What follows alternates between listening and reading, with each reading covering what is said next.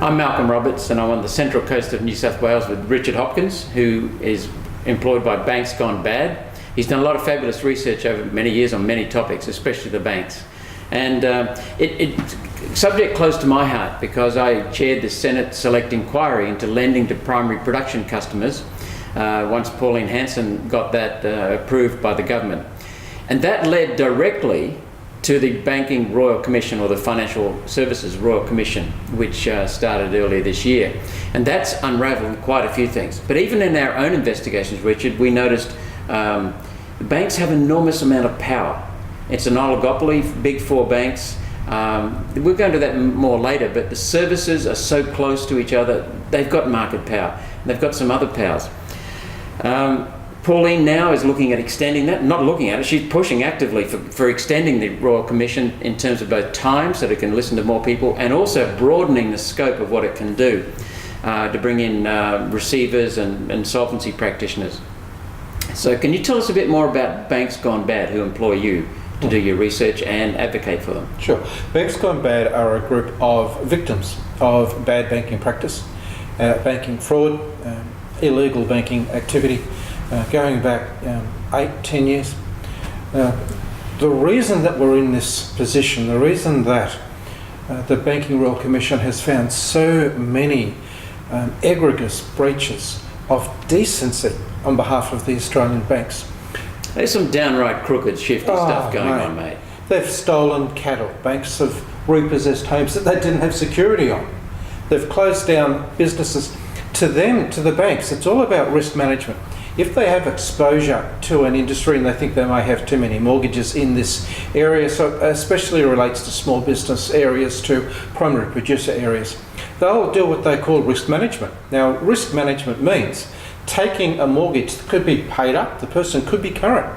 No default. No. Absolutely, they're still paid up. It's no protection from the Australian banks to be paid up on your mortgage. They'll just come along and they'll foreclose anyway because they want to get out or reduce their exposure to that industry. This is behind a lot of what we see.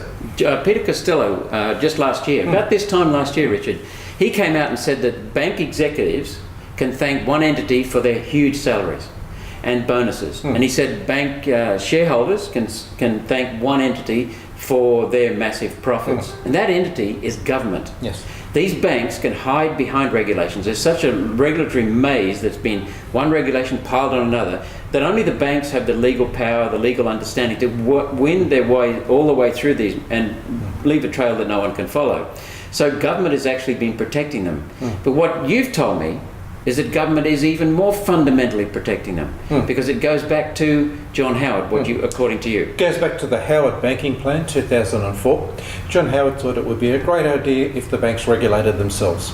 So they created their own code of conduct, the Banking Code of Conduct, Banking Code of Practice, and then they created their own body to police how well they're policing their own code of conduct. That's the CCMC, Code Compliance Monitoring Committee. And then they created a constitution for the CCMC to operate, which was secret. It was never tabled in Parliament. It was never made public. How do you know it exists if it was secret? Banking activists managed to unearth it in 2014. They've seen a physical copy of it. They've physically seen a copy of it. The CCMC? Yes, of the CCMC's constitution. It was brought out in 2004. They operated under it for 10 years without telling anybody what was in it. Here's what was in it. What it said is this: if you go somewhere else for your banking complaint, then the CCMC can't help you. Now, where do most people go who have a banking complaint, Malcolm? They go to mediation. And they think... And everyone's encouraged to do that. Yes, that's right. That's the trap. They encourage you to go to mediation. Once you've gone to mediation, you can't take your complaint further. That's the end of that complaint. You can go to court, but who's got millions and millions of dollars to take these banks to court? They're masters at lawfare. And also people think, well, we've got APRA, we've got the ACCC, we've got ASIC, we've got the Reserve Bank. Yep. And when you've got so many regulators and so many overseers, you've got no overseers. That's right. Because everyone thinks that everyone else is doing it, and none of them did it. So none of those groups policed the banks since 2004. So with 4 regulatory agencies overseeing the banks, all of this activity, including some criminal activity, has occurred. Yes. So that tells us something. And no one has been prosecuted for it, not a single banker. We've heard stories from the Commonwealth Bank, who did money laundering on behalf of drunk gangs. And what was it, 72,000 criminal offences committed by the Commonwealth Bank. Not a single person went to jail. We've got some really, really horrible stories coming out from banking victims at the Royal Commission. Banks have repossessed properties that they had no security over. They had no legal right to repossess that property. They did it anyway. Banks have rustled cattle. When they repossess a farm, they take everything that's there, even the stuff that's not theirs. If a farmer has their cattle on another property for adjustment, the bank will take that when they repossess that farm. So and they don't give the money back. They keep that money. That's profit for the banks. So what's the Small Business Council doing about this? Well, that's a good question. The Small Business Council, Malcolm, take money from the banks. So they're funded by the banks. So the banks have enormous financial power. Yes. Enormous court power. Yes. Enormous power over the regulators. And they've got the power to go right through the courts. They've got the power, deep pockets to employ the best lawyers. To make sure you never win. The most careful lawyers. Actually, it's not that you never win, your case never goes to court. They just stall and produce motions, and never ever do you get your day in court. They are masters at lawfare. And you know, you could blame the banks for this, but it's actually worse than that. The banks, as you said in your opening statements, all seem to act together. Their practices, what I tried to indicate was their practices are so similar that there's no competition between them. They don't have to compete because their power is so big, the big four. Yep, you know why that is? Because the banks have the same owners, the same four companies. JP Morgan, you know them. Citibank, you know them. Who's behind Citibank? Citibank. If I say the banking families, that's a phrase that gets misconstrued, but Citibank are the establishment, the elite families. There's a lot of ownership there. The third owner is HSBC, which is the criminals' bank. And then you've got a company which acts on behalf of Australian superannuation funds. So those four companies all own a controlling stake in all of Australia's banks. All of the four big four banks. Between 40 and 50% ownership of each of the banks. So all of the banks. So Westpac, NAB, Commonwealth, and ANZ. That's correct. They're all owned by the same four companies. Controlling interest. Sounds like competition? Mate, it's worse. Those same four companies, or at least Citibank. And you've seen the proof of this in the share register. It's public knowledge. The Google, who owns the big four banks, shareholders, that comes straight up. It's not a secret, just no one talks about it. But those same companies, Citibank, HSBC, JP Morgan, are three of the four largest shareholders on the Australian share market. So they own controlling, not majority, but controlling interest in Australia's 14 largest companies. So there's a reason that this is all a big club. It's owned by the same three companies: JP Morgan, Citibank, HSBC. These foreign companies are controlling Australia's banks. So much for them being Australia's banks. They're not. And they're also controlling the 14 largest companies with controlling shareholdings. That is to say, quite large single shareholdings. So why would a politician go up against these companies? If you were a politician wanting to actually regulate the banks, and one of these companies knocked on your door and said, "You'll never work in corporate Australia again," they're not lying. 14 of Australia's the 14 largest Australian companies, the big four banks, owned by these same people. It's this concentration of ownership, which means concentration of power, which is really pulling the strings of our bureaucrats and our public servants, our politicians. And one of the things that we noticed was that the Banking Royal Commission was being pushed by quite a few politicians, and yet Prime Minister Turnbull, as he was then, refused. So did the current Prime Minister when he was Treasurer, Scott Morrison. And all of a sudden, the questions we asked, particularly of the bankers in Sydney during our Senate Select Inquiry, revealed some quite outlandish practices going on. And then all of a sudden we had the banks saying, "Hey, we need a Royal Commission." So what do you think the purpose of I've seen Rowena Orr and I've seen the Commissioner Hayne both going pretty hard at it. They seem to be going pretty well. But you don't have the same confidence in the government actually fulfilling the recommendations or upholding the recommendations that the Commissioner comes up with. What Turnbull did was quite straightforward. He delayed the Royal Commission for as long as possible, put in place the outcome of the Royal Commission, the new regulatory body, first. Then he had the Royal Commission. So the Royal Commission exists as a pressure valve. Let's get all the bad air out. Let's get victims somewhere where they can speak, and only a couple of them, particularly in banking. I think we heard from half a dozen only. But it's a few more than that, but not a lot. Certainly not anything like a significant proportion of the rural people who were deceived. Yep. So it's released the pressure, and then we've had a few resignations. A few mealy-mouthed apologies, and then the government is going to take the wraps off their AFCA, their new Australian Financial Complaints Authority. And what that is the existing regulatory framework with a new name. Even the staff that worked at CCMC and the other agencies that were supposed to be regulating the banks but didn't, even the staff are rolling over into the new body. It's got a similar constitution and it has a similar objective. So what we know is that Turnbull had his response to the Royal Commission in place before he had the Royal Commission. So the AFCA isn't going to do anything. It's the same people exercising the same powers for the same result, which is no justice for you. So you want more than just redress, you want criminal prosecution. This is the annoying thing. When the AFCA legislation passed Parliament, it contained some really good provisions, some real teeth. And it talked about banking victims and redress. And it also gave the AFCA the authority to refer a criminal banker for criminal prosecution. That rather important power has been lost in the implementation of the AFCA. So we know that the bankers will just keep doing what they've always done because there is no penalty for them in doing that.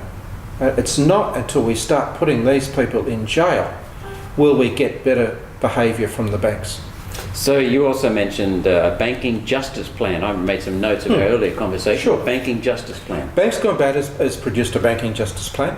It's a fairly simple document which sets out what we need to do to bring real justice to the banking victims. That means to create a real system of justice where they can go and be heard fairly by a moderator or a mediator who has got the authority to order correct justice in the situation and also to refer criminal bankers to power. We're also looking at a few other things. There's a variation clause in the contracts that everyone signed from 2004 to 2016 that allowed the banks to change any clause in that contract after you'd sign it and then just send you a note saying. Now what that meant is that they can effectively tear up the contract. So you can be paying your mortgage repayment or your loan repayment or your facility as the rural sector have. You could be entirely up to date and they can still change any aspect of that clause. They can change the duration. They can change anything they want. This was producing a lot of the injustice that we've been seeing at the Royal Commission. So in 2016 the government was forced to terminate those clauses, but they only terminated them moving forward for contracts signed after that date. So there are still millions of Australians with a universal variation clause in their contract if it was signed between 2004 and 2016. So we need to make the repeal of UVCs backdated to 2004 so no one can have a clause in their contract to change at will by the banks. Now, there's been some fiddling with that already, to some modifications of that to eliminate the changing of contracts, but it's been somewhat limited. Yes, it only covers new contracts, it doesn't backdate. Correct. So these people with a contract that they've signed over the 2004 to 2016 period still have that in the contract. If you've got a 30-year home loan, you're still going to have it in there in 20 years' time. The banks could still screw you over in 20 years' time. So that needs to come out.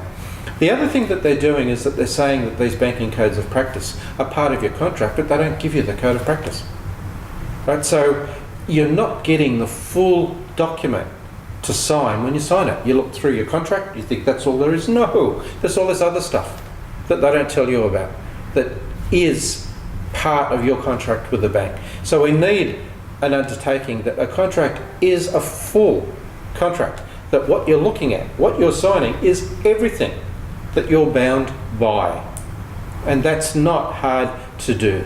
So Pauline Hanson, Senator Pauline Hanson, has been in the Senate advocating very strongly to extend the Royal Commission in terms of time, to give it more time to interview more people and listen more and uncover the facts.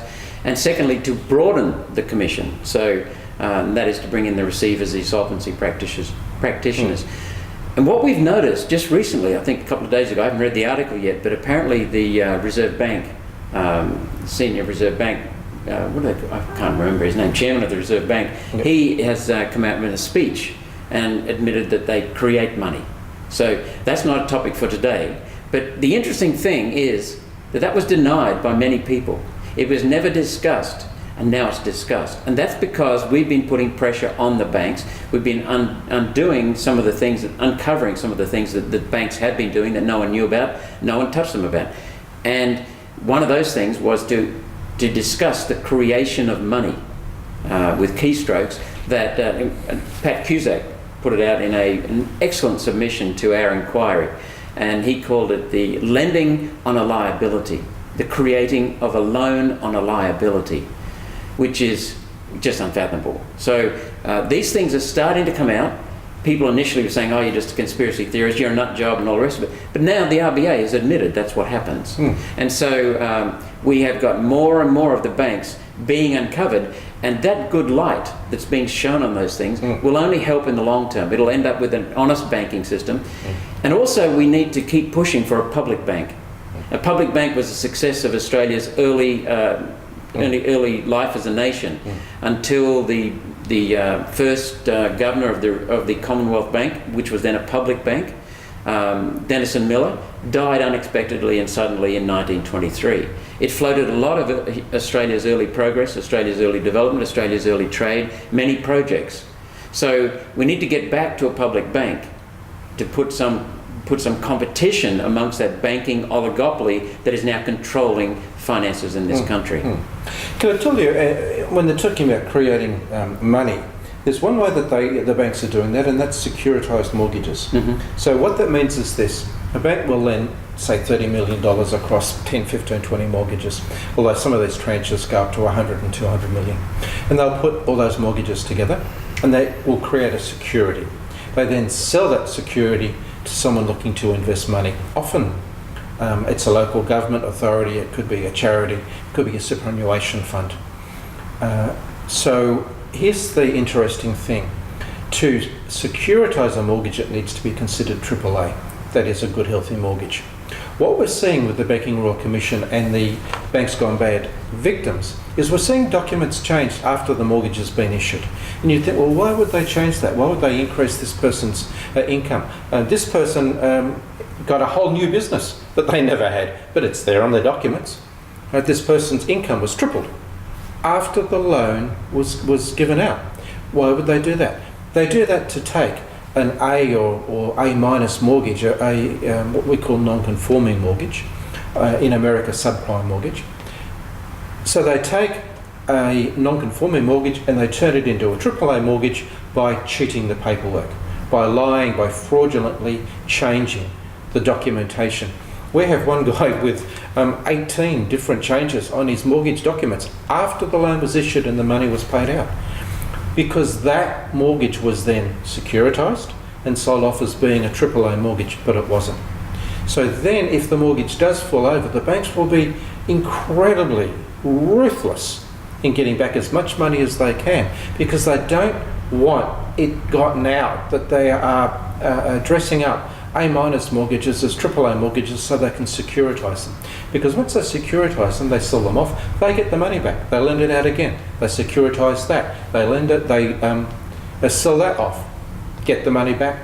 So they're creating money by selling mortgages. And okay, fine, if they are actual AAA mortgages, that's probably not a bad way to finance a bank. But they're not. They're non-conforming loans dressed up as secure mortgages and then sold off. And then that's why the banks are changing the documentation. And that's illegal. I mean, that is a massive fraud. How many of those are out there? $220 billion worth of Australian securitised mortgages at the moment. 220 billion. What a time bomb. And here's the interesting thing. Some of those the government has bought. The federal government bought $20 billion of these to help shore up the banks during the GFC. That was Swan as treasurer. So who's got a vested interest in making sure this lovely little club doesn't get busted? Federal government. They stand to lose $20 billion. Who else takes them? The Reserve Bank. The Reserve Bank let banks give these securitised mortgages, these A- mortgages dressed up as AAA mortgages, to the Reserve Bank as part of their assets that they have to hold or invest at the Reserve Bank for banking safety. No wonder the federal government is giving a banking guarantee. They know what you don't. They know that this is all a house of cards and could come crashing down any minute. No? One of the things that's most important in all of this is that there are so many unknowns, things that are hiding out of the limelight. And so we have got to keep investigating until we get to the very bottom of it. Banks are important. Yep. Banks are important. They give us the ability to bring forward future income by giving us a loan now to invest and make an investment now rather than waiting until we've saved that. So there's a wonderful service being provided inherently by banks. The problem is that they've got out of control. And so we have got to shine the light on that, because that's the best thing for bringing anything under real control, and that's to free people up. So it sounds contradictory, but that's what we've got to do. We've got to keep working hard on shining the light on the banks and keep going. We've got to bring in competition through a public bank. Yes. Public bank, we can also look at breaking up some of the bigger banks. St George, take it back off Westpac again, let it be a standalone bank again. The thing that's going to fix this is not competition, because the bank solicitors, the bank's lawyers are always going to be smarter than the bureaucrats. Always.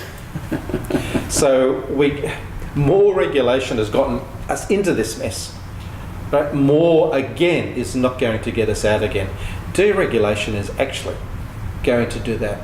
Competition, a people's bank, absolutely a people's bank. And the Citizens Electoral Council has done a lot of good work on banks, and they're also advocating a new simple Glass-Steagall Act.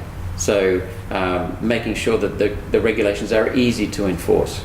So we do need some regulations in banks, because there's a hell of a lot of inherent power in any entity that can create money. So we have to be very careful, but as Peter Costello said last year, the banks can thank one entity for their massive profits and banking salaries, and that is the federal government and the excessive regulation. But we've got to be very careful to, when we prune that regulation, to make sure we can still regulate those banks. Yes, indeed. Okay. Thank you very much for the wonderful work you're doing. Thank you, Malcolm. It takes a big heart. Thank you, Richard. Nice talking to you. Same here.